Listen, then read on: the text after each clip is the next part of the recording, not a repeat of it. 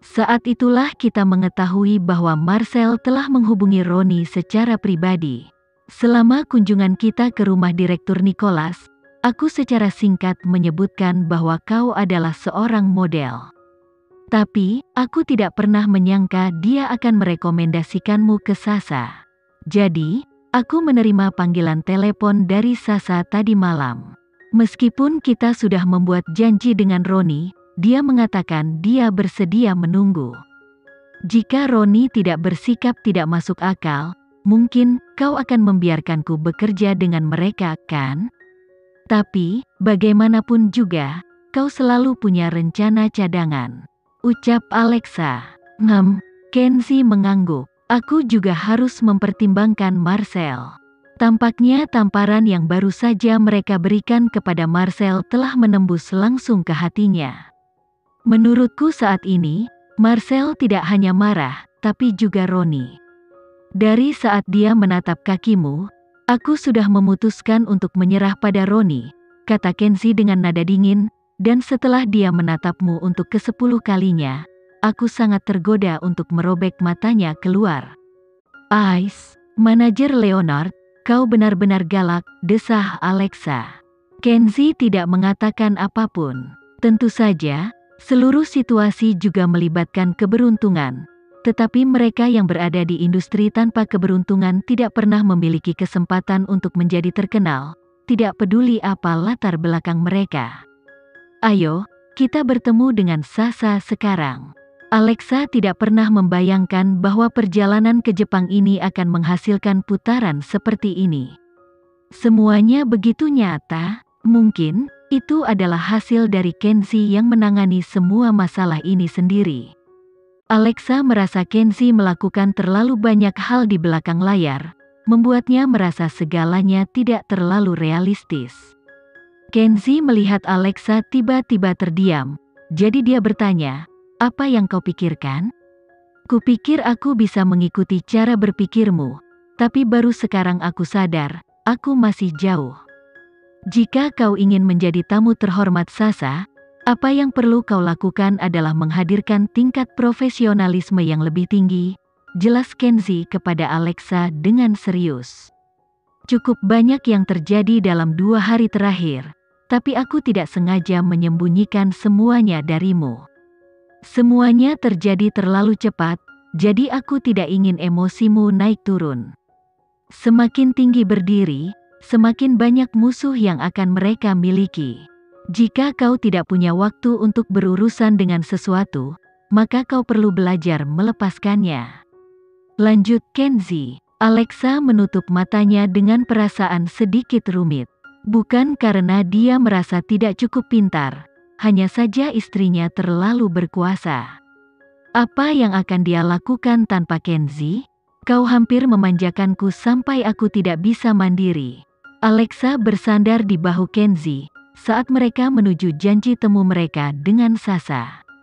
Wanita Jepang yang hampir bersumpah menjadi biarawati sebelum memutuskan untuk mengejar desain ini sangat ramah.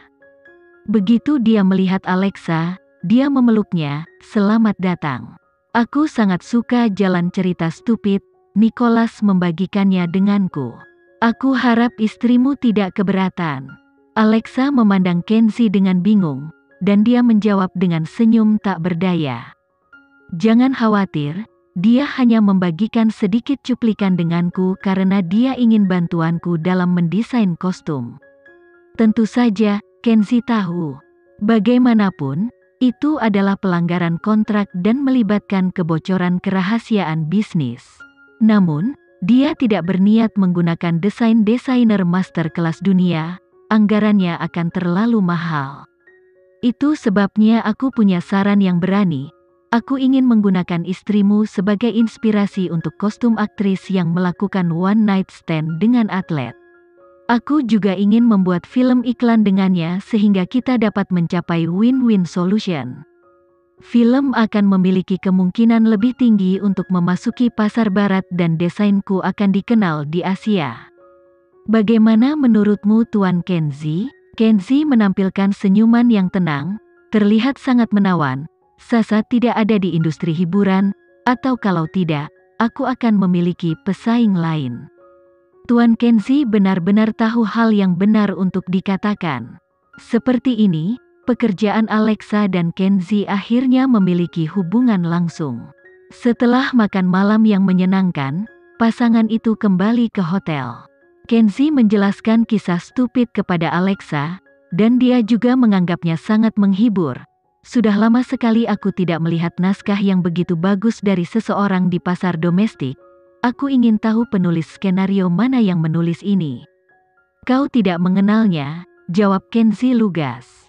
Alexa memiliki asumsinya, tetapi dia tidak menanyakannya lebih jauh karena melibatkan kolaborasi dengan film stupid.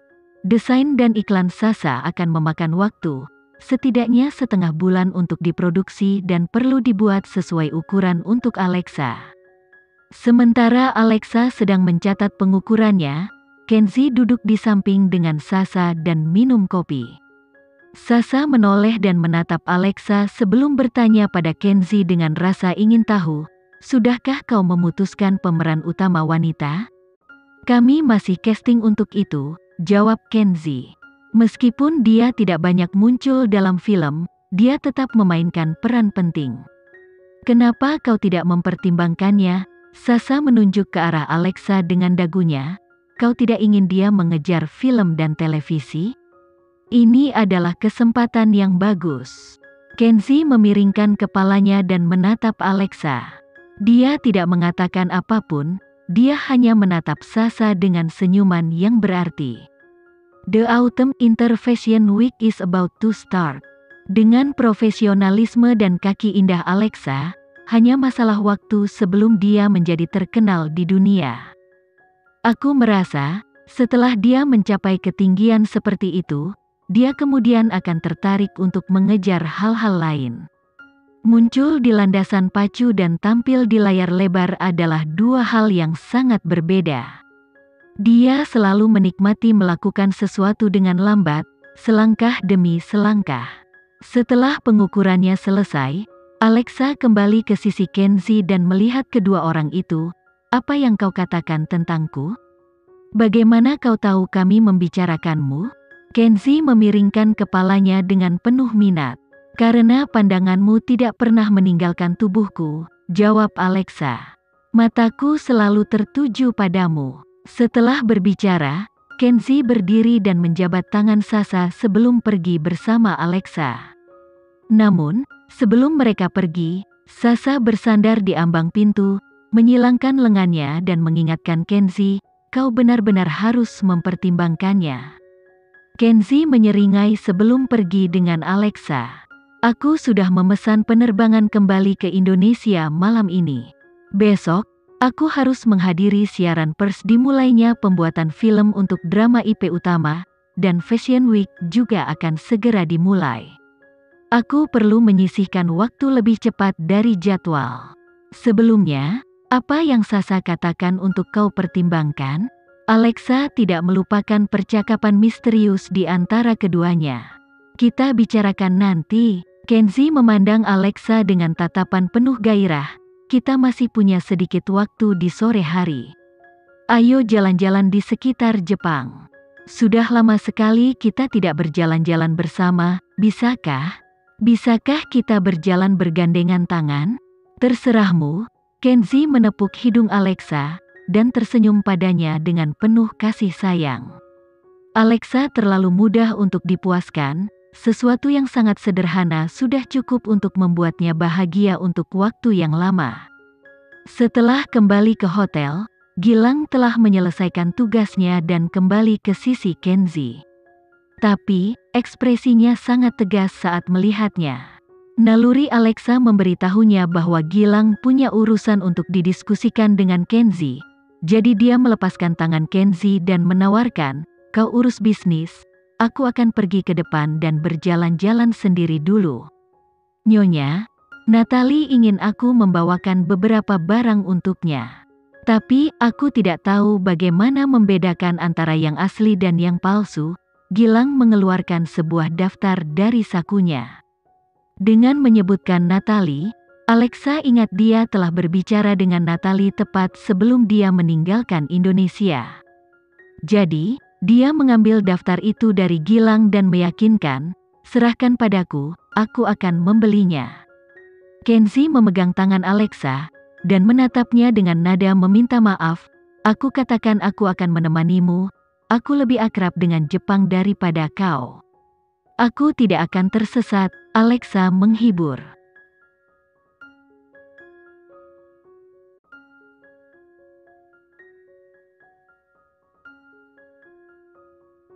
Sekian dulu ya video kali ini, kita lanjutkan lagi videonya di lain waktu. Oh iya, bagaimana menurut kalian? Semoga bisa sedikit menghibur kalian semua. Untuk teman-teman yang baru nonton, jangan lupa subscribe ya, hehehe. Dan kalau teman-teman ada yang ingin gabung langganan, bisa langsung gabung saja untuk dapat fitur yang menarik dan sedikit membantu Mimin. Terima kasih banyak sudah menonton, sampai jumpa lagi, bye.